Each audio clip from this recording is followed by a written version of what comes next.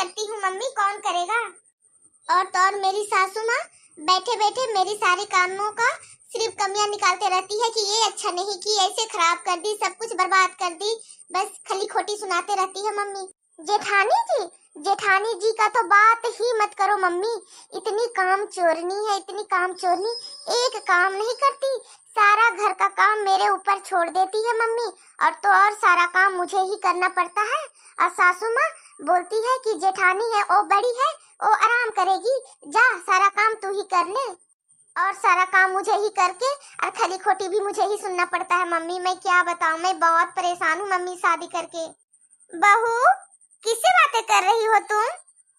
अरे मम्मी जी, वो तो मैं बस अपनी सहेली से यूं ही अपनी ससुराल के बारे में मैं बस हंसी मजाक वाली बात कर रही थी अपनी सहेली से। बहू, मैं सारा बात सुन ली हूँ तुम्हारी, मुझसे झूठ मत बोलो बहू।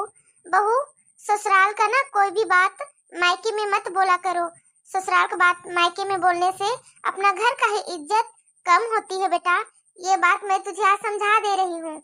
मम्मी जी, मुझसे गलती बहुत बड़ी हो गई। जानती हो बहू, अपनी ससुराल की बात पीहर में जब खबर जाती है ना, तो तुम्हारा खुद का और तुम्हारा ससुराल का इज्जत जाता है, जहाँ तुम्हारा जीवन कटने वाला है। इसी के लिए कभी भी पीहर से ससुराल का बात कभी आना जाना नहीं होना चाहिए।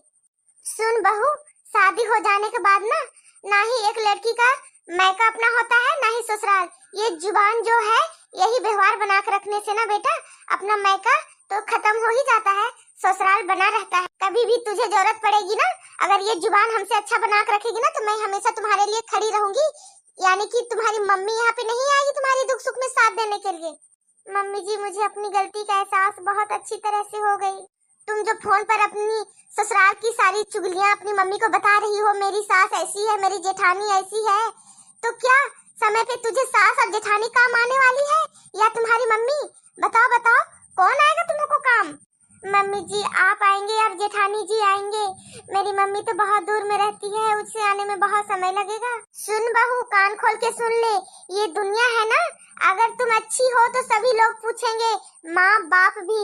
और अगर तुम्हारे पास कुछ ना हो और तुम्हारा समय बहुत खराब चल रहा है, तो जन्म देने वाला माँ बाप भी तुम्हें नहीं पूछेंगे।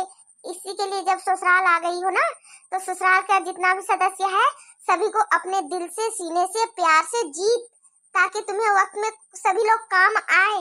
ये बातें ना तुझे तुम्हारी मम्मी को समझाना चाहिए, लेकिन मैं सास होके तुझे समझा रही हूँ, क्योंकि ये तुम्हारी पहली गलती है।